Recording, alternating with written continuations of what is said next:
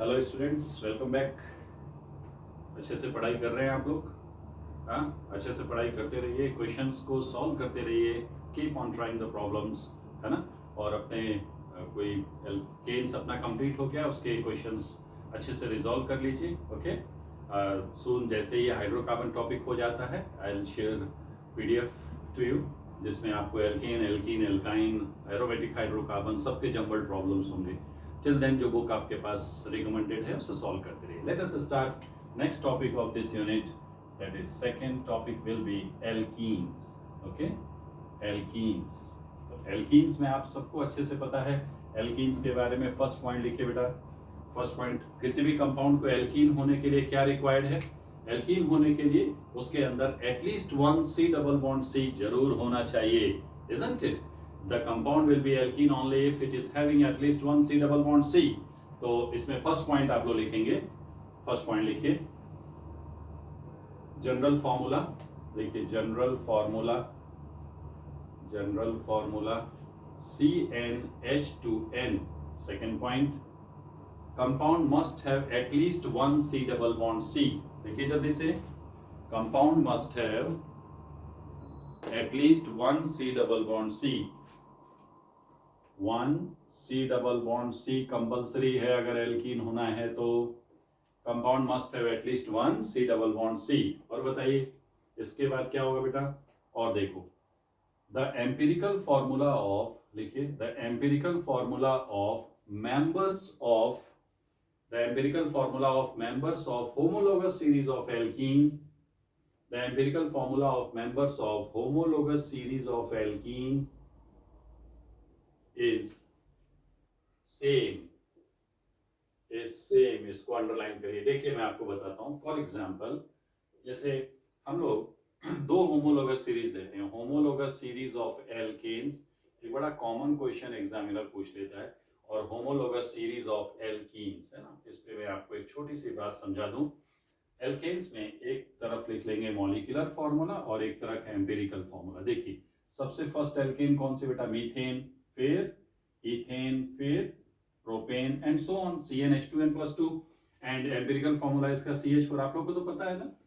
Empirical formula क्या reflect करता है? Simplest ratio of the elements present in a molecule. तो CH4 इसका क्या हो जाएगा बच्चों? CH3, 2, 3, ठीक है। और ये फिर C3H8, देख पा रहे हो? ऐसे ही अगर C4H10 लेते तो उसका एम्पिरिकल फॉर्मूला आ जाता C2H5। देखा आपने? क्या नोटिस किया कि the empirical formula of the members present in homologous series of alkenes is different. तो यहां क्या लिखोगे? Empirical formula different, empirical formula different. ये पॉइंट आता है पेपर में। जरा एल्कीन पे देखो, नोटिस करो बच्चों, एल्कीन पे मॉलिक्यूलर फॉर्मूला और एम्पिरिकल फॉर्मूला। देखिए ध्यान से देख लीजिए, किसी भी कंपाउंड को एल्कीन होने के लिए उसमें कम से कम 2 कार्बन होने चाहिए, सबको पता है। डबल बॉन्ड तभी बनेगा ना बेटा। तो C2H4, एल्कीन का जनरल फॉर्मूला क्या होता है? CnH2n, C2H4। थर्ड हो जाएगा, सेकंड हो जाएगा C3H6, C4H8, C5H10। वैसे फॉर्मूले से ही दिख रहा है NH2n, है ना। चलो इसका निकालो, सिंपलेस्ट रेशियो क्या आएगा? CH2। इसका भी क्या आएगा? CH2। देखिए ध्यान से, CH2 मतलब क्या हो गया? एम्पिरिकल फॉर्मूला सेम, है ना। तो कई बार आ जाता है, स्टेटमेंट पूछ लेते हैं ट्रू है कि फॉल्स है, तो ध्यान रखें यहां से क्या स्टेटमेंट बनता है। ठीक है, एल्कीन के लिए सेम है। होमोलोगस सीरीज तो जितने भी सेम स्पीसीज कंपाउंड्स होंगे उनकी, जैसे एसिड्स है, उनकी अपनी होमोलोगस सीरीज होगी। होमोलोगस सीरीज क्या होती है? ऐसी सीरीज जिसमें प्रेजेंट मेंबर्स में आपको 2 बातें कॉमन मिलेंगी। फर्स्ट होता है कि सबका फंक्शनल ग्रुप सेम होगा, और सेकंड होता है कि 2 कंसेक्यूटिव मेंबर एक दूसरे से CH2 ग्रुप से वेरी करेंगे, या मॉलिक्यूलर मास 14 से वेरिएशन रिफ्लेक्ट करते हैं। गेटिंग और नॉट? तो क्या एक जनरलाइज पॉइंट बना? एल्कीन्स के लिए एम्पिरिकल फॉर्मूला सेम, एल्केन्स के लिए एम्पिरिकल फॉर्मूला डिफरेंट। इसलिए एक जनरल पॉइंट क्या बन जाएगा? The empirical formula of the species present in a homologous series may or may not be same, may or may not be same। मेरी बात सबको अच्छे समझ में आ रही है? यस, आगे होगी। तो अगर कभी पूछ लेना, ऐसा बोल दे कि the empirical formula of members of homologous series is different, false, same, false statement क्या ट्रू है, मे और may not be same. Okay, तो ये पॉइंट जल्दी से लिख लीजिए, आप लोग नोट कर ले बच्चों। इसके बाद जो फोर्थ पॉइंट हम लोग देखने वाले हैं एल्कीन्स में, इसमें लिख लीजिए, they are also called olefins. They are also called olefins. Olefins oily substance, they are also called olefins because the first member of alkenes, that is ethene form oily compound with halogens, form oily compounds with halogens, oily compound with halogens, तो इसलिए इनको olefins. Alkanes को क्या बोलते हैं बच्चों, paraffins, लो affinity. Alkenes को क्या बोलते हैं, olefins, oil forming compounds, right. ठीक है, next point please, E. Next point देखिए, एल्कीन्स में एक चीज ध्यान दें, एक बात मैं आपको इसमें एल्कीन्स में बता दूं, सी डबल बॉन्ड सी, और ये एक एल्कीन का सेटअप है। मान लीजिए यहाँ पे मैं H ले लेता हूँ, सपोज सिंपलेस्ट इथीन ले लेते हैं, तो आप देखेंगे यहाँ पे जो एंगल होगा इसको हम कह रहे हैं θ1, और यहाँ पे जो एंगल है इसको कह रहे हैं θ2। तो बगल में ही मैं एक कंपैरेटिव एल्केन बना देता हूँ, CH, sp3 कार्बन है, CH, थोड़ा कंपैरेटिव स्टडी भी हो जाएगी और कुछ बातें हम सीख भी लेंगे। यहाँ पे ये एंगल अगर θ1 है और ये एंगल θ2 है, इसके अलावा हम क्या कंपेयर करने वाले हैं बच्चों, ये जो डबल बॉन्ड है इसकी लेंथ x है और इसकी लेंथ y है, राइट, गेटिंग माय पॉइंट।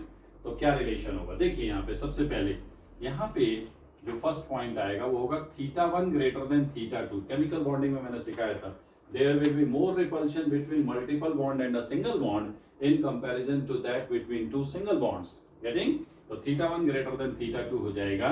और एक और बात मैं आपको अगर यहाँ पे समझाऊं, वो क्या है कि अगर इन दोनों को कंपेयर करोगे तो x will be less than y, क्योंकि आपको तो पता है C double bond C bond length कितना होता है बेटा एल्कीन में, इथीन में, C double bond C bond length आप सबको पता है कि नहीं, इथीन के अंदर C double bond C bond length CH2 ये जो बॉन्ड लेंथ है डबल बॉन्ड, इसको अगर x बोल दें तो यहाँ पे x इक्वल टू होता है 1.34 एंगस्ट्रॉम। और इसमें देखिए यहाँ पे अगर मैं आपको बताऊं θ1 इक्वल टू θ2 होगा, sp3 कार्बन है, सभी बॉन्ड एंगल 109 डिग्री 28 मिनट के होंगे, और आप क्या कहोगे, y ग्रेटर देन x कहोगे, और क्या होगा बच्चों, C single bond C, CH3 single bond CH3, y, यहाँ पे y जो है 1.54 एंगस्ट्रॉम होता है। इसके अलावा जो पॉइंट आप देखेंगे कि डबल बॉन्डेड कार्बन हमेशा sp2 हाइब्रिडाइज्ड होगा, इसलिए ट्रायंगुलर प्लेनर ज्योमेट्री होगी एल्कीन्स की। और यहाँ पे जो यहाँ डबल बॉन्डेड कार्बन का hybridisation state of double bonded carbon, बोलिए बच्चों क्या होगा, hybridisation of double bonded carbon sp2।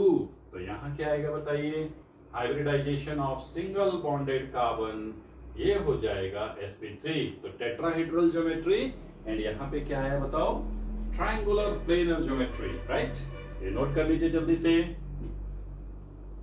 इसके बाद थोड़ी सी अगर हम इस कंपाउंड के स्ट्रक्चर्स पे जाएं, मैं आता हूं अगले पॉइंट पे, आप लोग जल्दी से लिख लेंगे, वीडियो रोक के लिख लिया करो बेटा, है ना, उसके बाद फिर आगे पढ़ना शुरू करेंगे।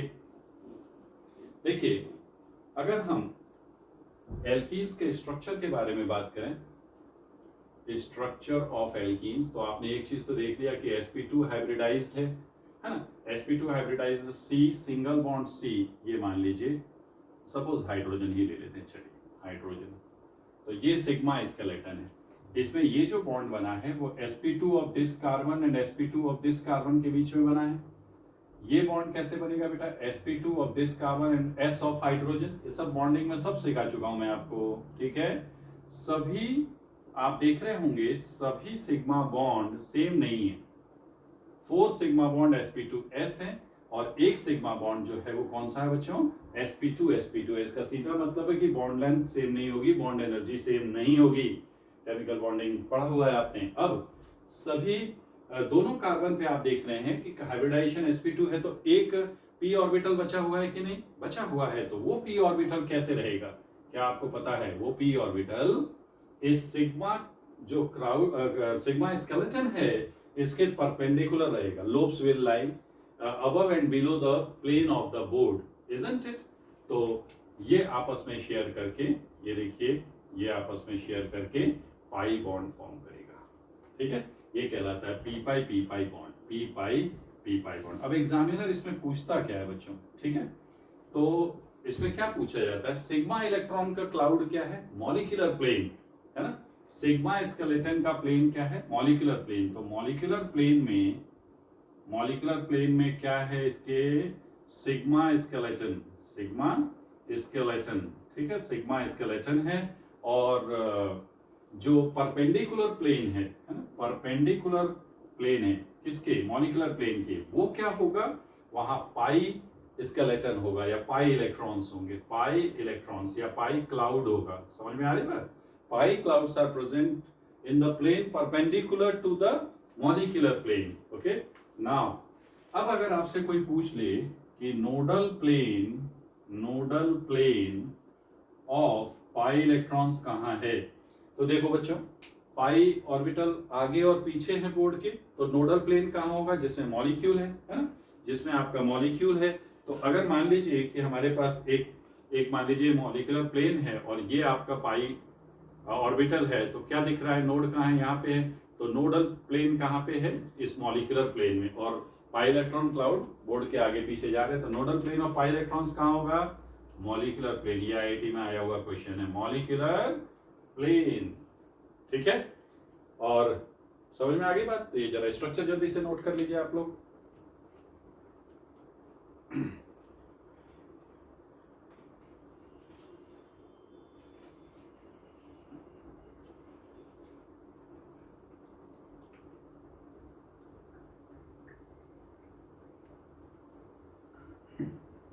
चलो बच्चों, अब हम देखेंगे एल्कीन्स में मेथड्स ऑफ प्रिपरेशन, ठीक है। थोड़ी बेसिक बातें हमने कर ली हैं, अभी प्रॉपर्टीज पे बातें करेंगे और थोड़ी सी। Now let us proceed for methods of preparation. Alkenes को कैसे बनाते हैं वो देखेंगे, ठीक है। First method, number 1, first method देखिए, काफी मेथड्स तो आपको पता भी हैं, लेकिन जो नहीं पता है उसकी मैकेनिज्म मैं यहां बताते जाऊंगा। First method, by partial reduction और हाइड्रोजिनेशन ऑफ एल्काइंस। बहुत important reaction, very important, definite question पूछा जाता है इस पे, ठीक है। पहले हम देखेंगे पार्शियल रिडक्शन, या कई बार इसी को कई बार एग्जामिनर कंट्रोल्ड रिडक्शन भी कहने लगते हैं। कंट्रोल्ड रिडक्शन, पार्शियल रिडक्शन या फिर कंट्रोल्ड रिडक्शन। तो बाय पार्शियल और कंट्रोल्ड रिडक्शन और हाइड्रोजिनेशन ऑफ एल्काइंस, मैं इसका मीनिंग समझाता हूं पहले, आइए देखते हैं। इसमें अगर मैं सिर्फ हाइड्रोजिनेशन का मीनिंग पहले आपको समझा पाऊं तो आपको ये पार्शियल समझ में आएगा। मान लीजिए आपके पास एक अल्काइन है बच्चों, R से ट्रिपल बॉन्ड R, और इसको आपने हाइड्रोजन से रिएक्शन कराया, निकेल, प्लैटिनम, पैलेडियम, किसी भी कैटलिस्ट को ले लीजिए और रिएक्शन कराइए। तो आपको थोड़ा हीट करना पड़ेगा, बिकॉज हाइड्रोजन इसकी सरफेस पे एड्सॉर्ब्ड है, वहां से निकलेगा, हीटिंग हो रही है, एक पाई बॉन्ड ब्रेक हो जाएगा। अगर ये पाई बॉन्ड ब्रेक हो गया तो क्या मिला बच्चों, ये दोनों कार्बन की एक वैलेंसी फ्री हो जाएगी, हाइड्रोजन ब्रेक होके एक H यहाँ एक H यहाँ, सिन एडिशन हो जाएगा कि नहीं, RC double bond C, R पढ़ा हुआ है आपने, H और H, ये बन गया आपका एल्कीन। क्या बन गया बच्चों, एल्कीन। हाइब्रिडाइजेशन पहले क्या था, sp ट्रिपल बॉन्डेड कार्बन, अब ये डबल बॉन्डेड कार्बन का क्या हो गया बच्चों, sp2। लेकिन ये रिएक्शन यहाँ रुकेगी नहीं, बिकॉज आपने कोई भी पैरामीटर ऐसा नहीं दिया है कि रिएक्शन को यहाँ रोक सकें।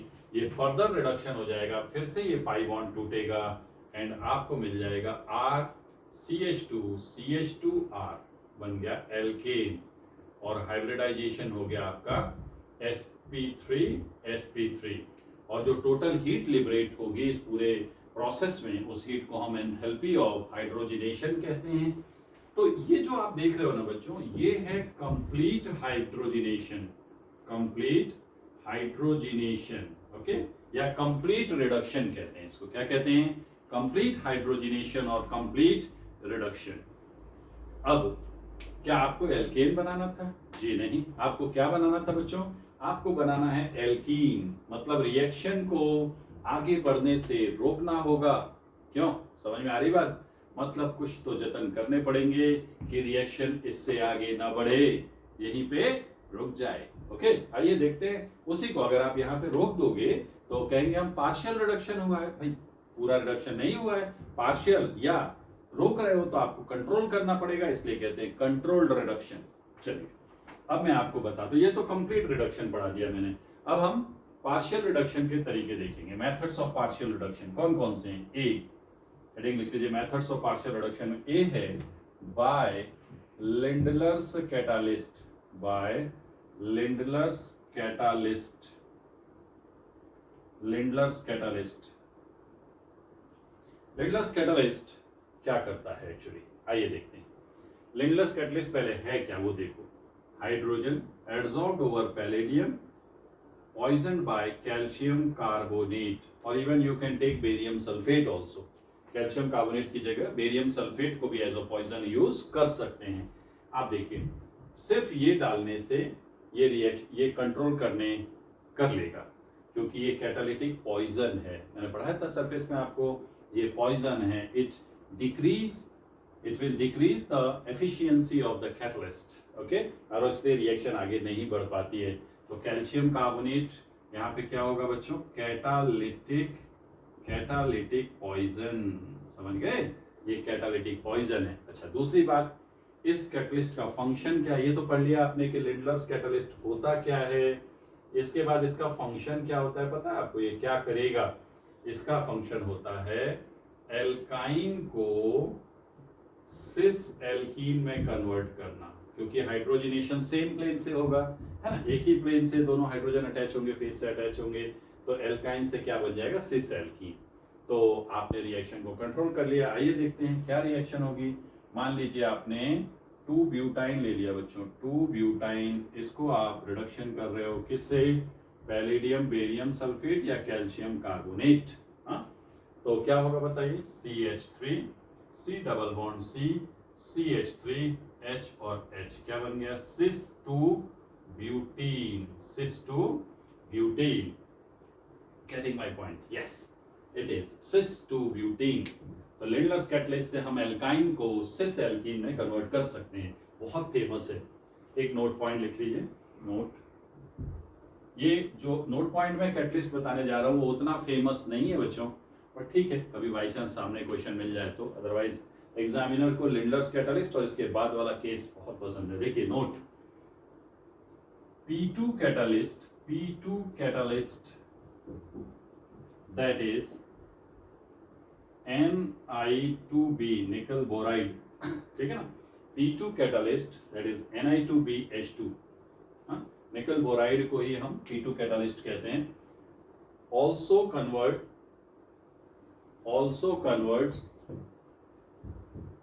alkyne to cis alkene, alkyne to cis alkene. एक बोराइड है ये, निकल की जगह हमने निकल बोराइड ले लिया है।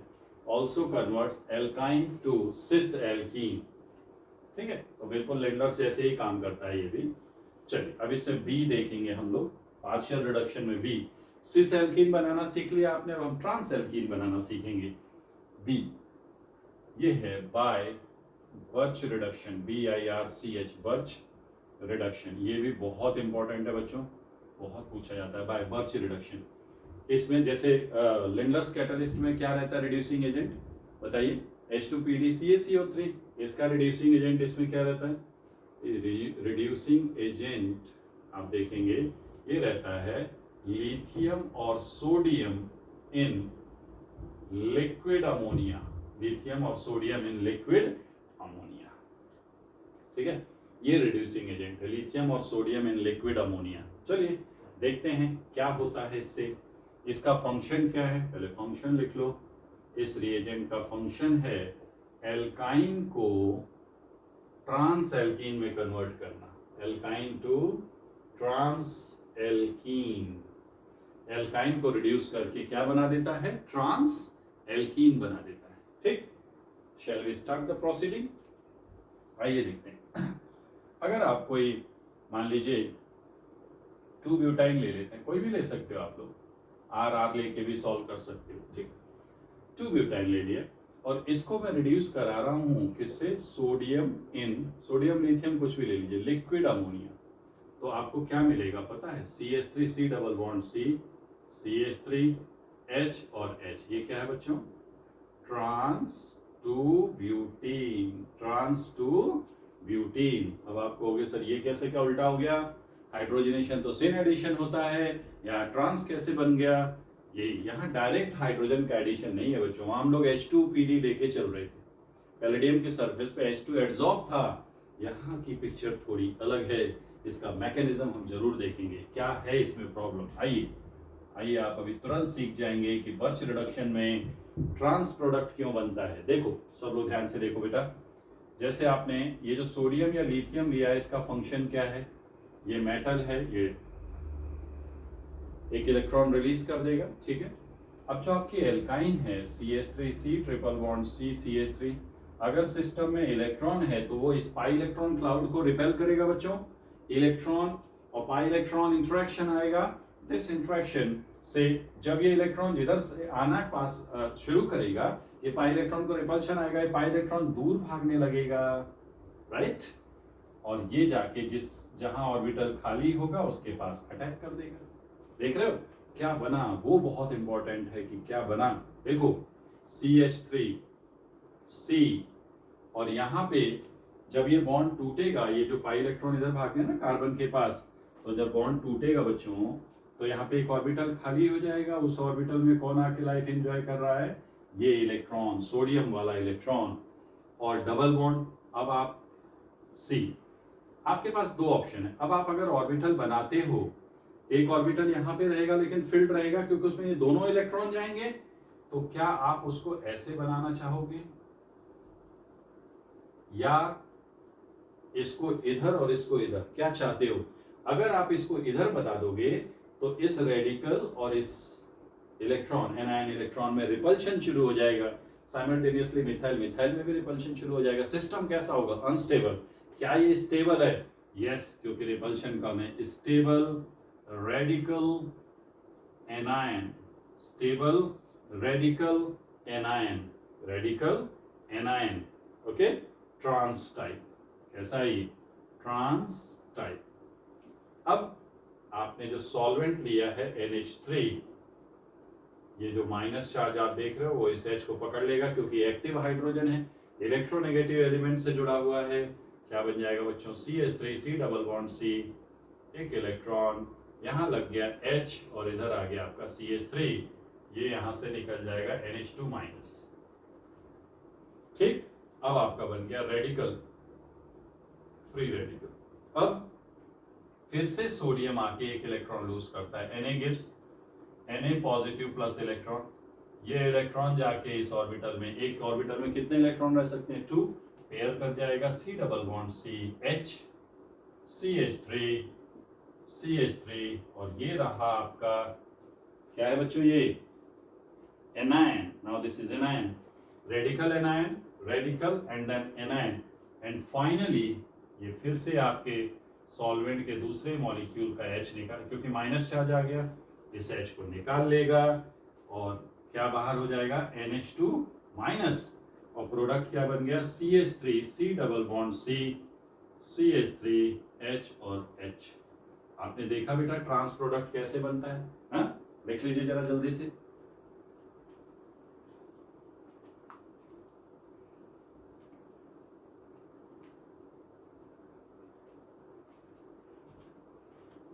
सब लोगों को अच्छे समझ में आ गया। तो सिन एडिशन तब होता है जब एक फेज से हाइड्रोजन डायरेक्ट सप्लाई हो रही हो, यहाँ तो कहानी कुछ अलग है।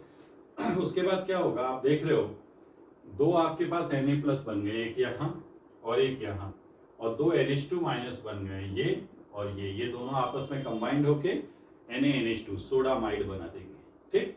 इसको नोट कर लीजिए आप लोग अच्छे से। चल अब हम लोग इसमें आगे बढ़ेंगे। फर्स्ट मेथड ऑफ प्रिपरेशन आपने पढ़ लिया। एक नोट पॉइंट देखो बेटा, जरा जल्दी से नोट पॉइंट देख लो।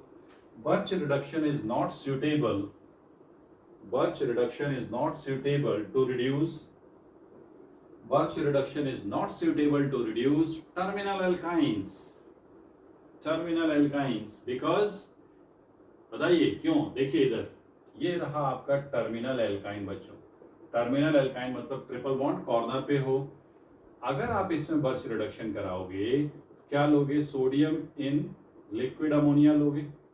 सोडियम इन लिक्विड अमोनिया लोगे कि नहीं भाई? क्या ये हाइड्रोजन एसिडिक है? आप कहेंगे यस एसिडिक है क्योंकि sp कार्बन से जुड़ा हुआ है. 50% s कैरेक्टर है.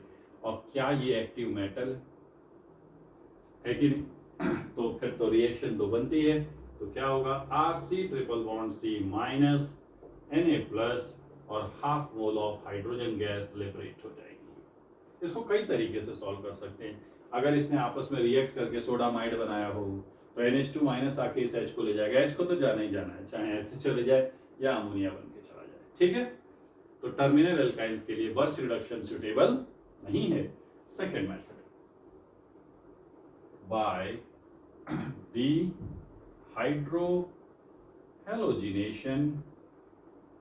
by dehydrohalogenation of alkyl halides.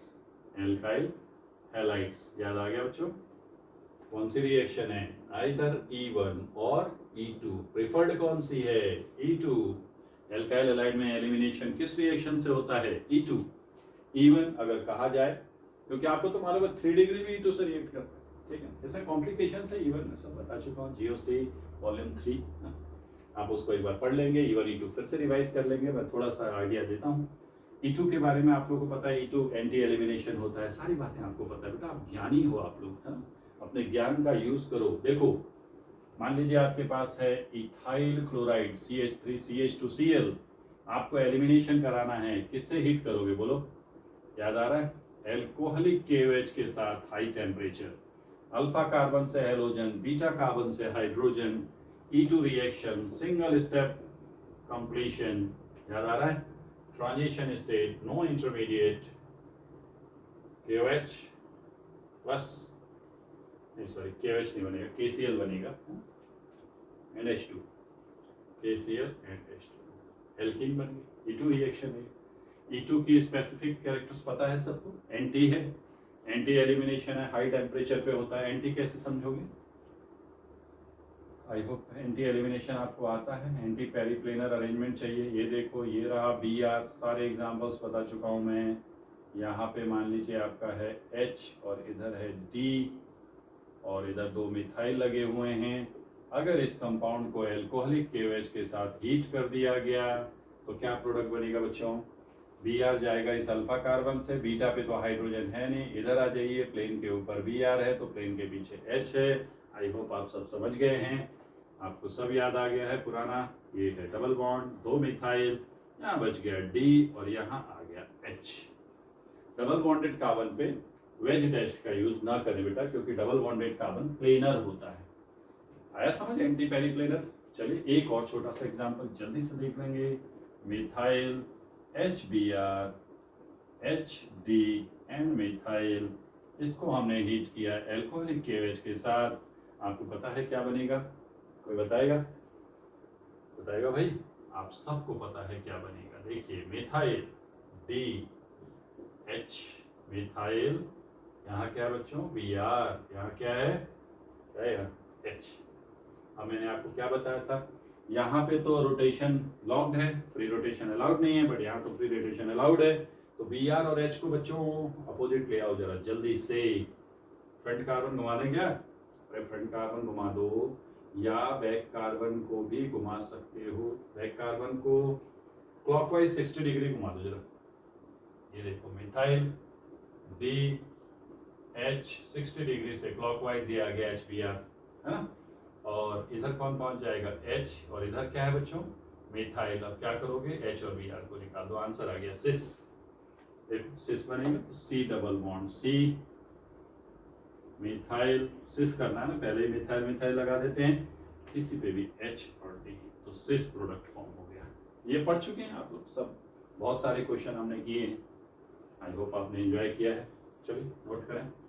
ये सेकंड मेथड हो गई एल्कीन्स प्रिपेयर करने की, that is by dehydrohalogenation of alkyl halides. अब थर्ड मेथड लिखें. Method number 3, by dehalogenation, by dehalogenation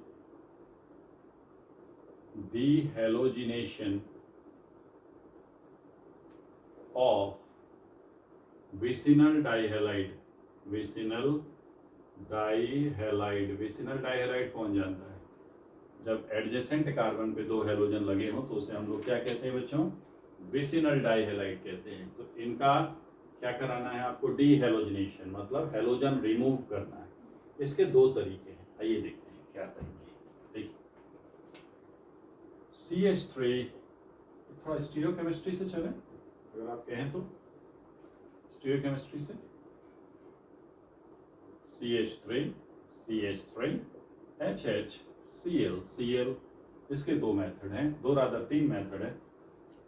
देखिए zinc in acetic acid, zinc ले लीजिए, या आप इवन मैग्नीशियम ले सकते हैं, या फिर आप वैसे जनरली एल्काइल हैलाइड को मैग्नीशियम से रिएक्ट कराने पे Gr बनता है, लेकिन ऐसा 1 to डाइहेलो कंपाउंड्स में नहीं होता है। या सबसे इंपॉर्टेंट है NaI एसीटोन, ये मैंने पढ़ाया हुआ है आपको, हेलोजन एक्सचेंज, SN2 रिएक्शन। इन तीनों में से कोई भी रिएक्शन आप करा सकते हैं। ध्यान रखें तीनों ही रिएक्शन एंटी एलिमिनेशन है। क्या है बच्चों? Anti elimination. तो एंटी एलिमिनेशन करके इससे क्या बनेगा, क्या हम एक बार चेक कर लें? ये देखिए मिथाइल नीचे, इधर क्या है Cl, इधर क्या है H, और मिथाइल इधर Cl, इधर H। अब आपको निकालना किसको है? दो क्लोरीन को, दोनों हेलोजन को निकालना, जिंक क्लोराइड, मैग्नीशियम क्लोराइड, और यहाँ से भी बताता हूँ क्या बनेगा। तो दोनों क्लोरीन को एंटी कर दो बच्चों, दोनों क्लोरीन को एंटी कर दोगे तो MEClH। अब इस Cl को कहाँ ले जाना पड़ेगा? इसके अपोजिट, यानी सीधे सीधे आपने 120 पे घुमा दिया। क्यों? सही है कि नहीं? नहीं सॉरी 180 पे घुमा दिया, 180। तो यहाँ आ जाएगा मिथाइल, यहाँ आ जाएगा H, मिल गया आपका आंसर। Cl बाहर, product is trans, answer will be trans two butene. आपको एक शॉर्ट ट्रिक मैंने बताया है इसको सॉल्व करने का, याद आ रहा है? अरे बच्चों हेलोजन का एडिशन एंटी होता है, ट्रांस पे एंटी से मीजो, तो मीजो के एंटी से trans, that's it, no need of doing this. ठीक है, यहां से भी ट्रांस बनेगा। ट्रिक लगाओ लेकिन प्रोसीजर पता होना चाहिए। ट्रिक ना IIT में जाके गायब हो जाती है सब। इसमें देखिए ये एक हेलोजन एक्सचेंज रिएक्शन है, एसीटोन इसमें हेल्प करता है, मैंने आपको पढ़ाया हुआ है। Cl हट के पहले आयोडीन लग जाएगा यहाँ, है ना? Cl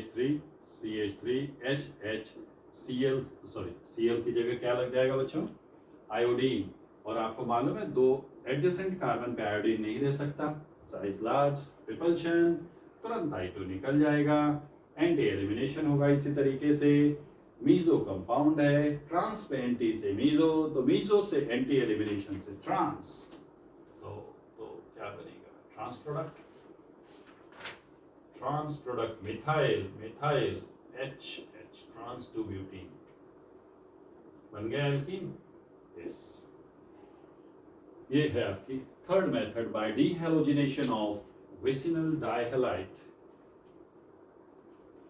सब बता चुका हूं बेटा आपको, है? चलिए फोर्थ मेथड देखते हैं। नेक्स्ट लिखिए fourth, bye dehydration of alcohols, bye dehydration of alcohols, dehydration of alcohol. Alcohols के डिहाइड्रेशन से कैसे बनेंगे? देखिए bye dehydration of alcohols, dehydration of alcohols. मालूम है सबको एल्कोहल का डिहाइड्रेशन किस मैकेनिज्म से होता है? E1 या E2, प्रिफर्ड कौन है? E1, carbocation intermediate. E2 होता है फ्यू एल्कोहल्स में, आपको मालूम है। इंटरमीडिएट क्या रहेगा बच्चों? Carbocation, therefore rearrangement possible. E1 E2 revise कर लीजिए आप लोग GOC से, ठीक है? चलिए एक रिएक्शन बताता हूँ, यू विल हैव फन। मान लीजिए यहाँ पे दो मिथाइल ग्रुप हैं, यहाँ पे आपका लगा हुआ है OH, आपने रिएजेंट क्या यूज करते हैं, हाँ ये और बता दूं, डिहाइड्रेशन किससे कराते हैं, रिएजेंट कंसंट्रेटेड H2SO4, टेम्परेचर इसका जरूर याद रखें 170 डिग्री सेल्सियस, या फिर P2O5 दुनिया का सबसे खतरनाक डिहाइड्रेटिंग एजेंट, या Al2O3, ये कहीं भी दिख जाए वाटर हटा दीजिए, ठीक है। चलिए कंसंट्रेटेड H2S4 एग्जाम में ये ज़्यादा फेमस है तो इसी को यूज़ करते हैं 170 डिग्री सेल्सियस। क्या होगा बच्चों, बताओगा, बताएगा कोई कैसे प्रोडक्ट्स बनेंगे। आई होप आप में से कई लोगों का आंसर आ गया है, मुझे पता है। देखिए कैसे हुआ ये, क्या सबको याद आ रहा है, मिथाइल मिथाइल OH, सबसे पहले H प्लस क्या करेगा बच्चों, ये गया H2O बाहर, ये आ गया आपका कार्बोकेटायन, इसके बाद होता है रीअरेंजमेंट, रीअरेंजमेंट के बाद आपको मिल जाएगा यहाँ मिथाइल प्लस कहाँ आ गया, इस पार्ट पे यहाँ प्लस आ गया, यहाँ एक H लगा हुआ है, मिथाइल है, बाद में जो आपका H2SO4 का रिमेनिंग पार्ट बचा ना HSO4 माइनस, वो बेस की तरह बिहेव करेगा, इस H को ले जाएगा, ये बना आपका प्रोडक्ट। आ गया समझ में, नोट कर लीजिए, डिहाइड्रेशन ऑफ एल्कोहल से एल्कीन ऐसे बनाते हैं, ठीक है ना, फटाफट नोट कर ले।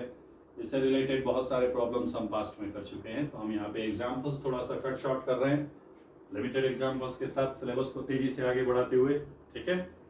कोई प्रैक्टिस करना है GOC पे जाके, बहुत सारे रजिस्टर बननी है आप लोगों ने, जाओ एंजॉय करो, देखो उसको क्या क्या पढ़ लिया बेटा, एल्काइंस के रिडक्शन से बना लिया है ना, अल्कोहल के डिहाइड्रेशन से, अल्काइल हैलाइड के डिहाइड्रोहाइलोजिनेशन से, और विसिनल डाइहैलाइड्स के डिहाइलोजिनेशन से आपने एल्कीन बना ली, ठीक है, क्लियर हो गया, देख लीजिए अच्छे से।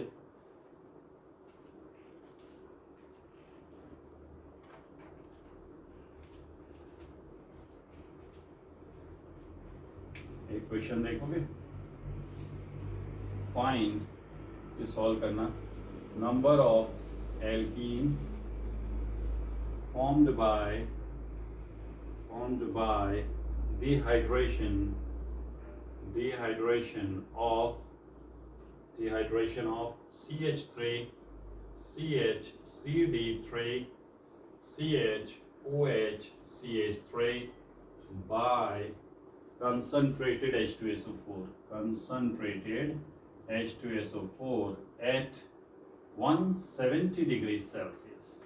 आपको बताना है कि इस कंपाउंड के डिहाइड्रेट, जब भी नंबर ऑफ एल्कीन्स पूछता है बेटा तो मेजर माइनर सब काउंट करने हैं, ठीक है।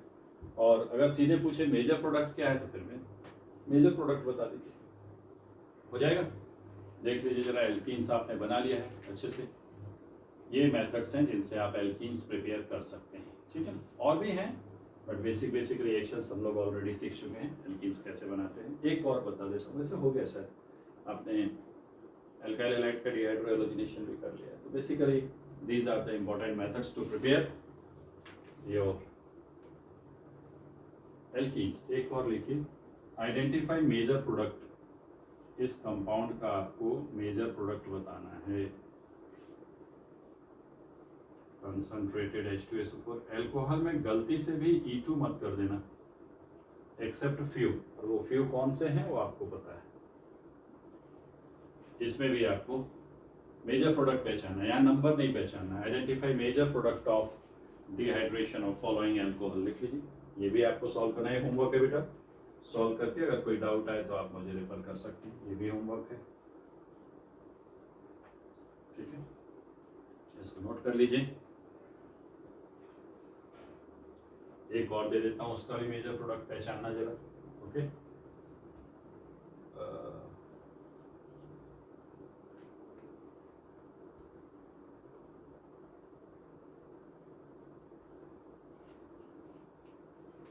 एल्कीन बनानी है,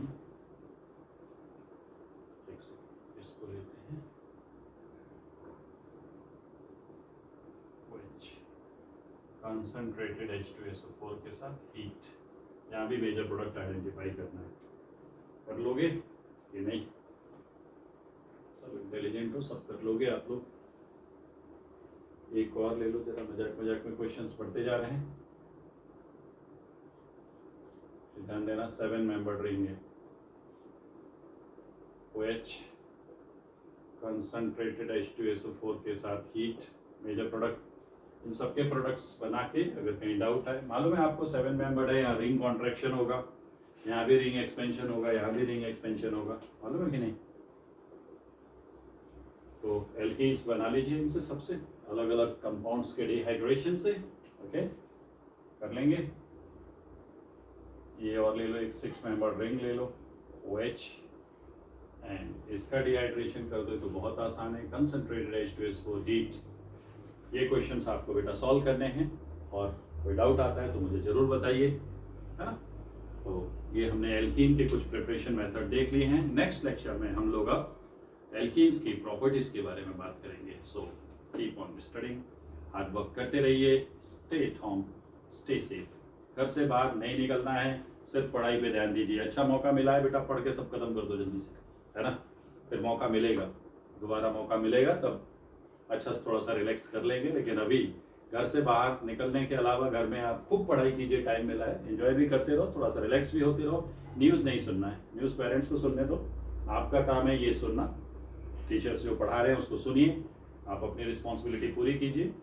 जल्दी ही हम लोग मिलेंगे दोबारा, ठीक है ना? चलिए इसको नोट करिए। थैंक यू बेटे, थैंक यू वेरी मच।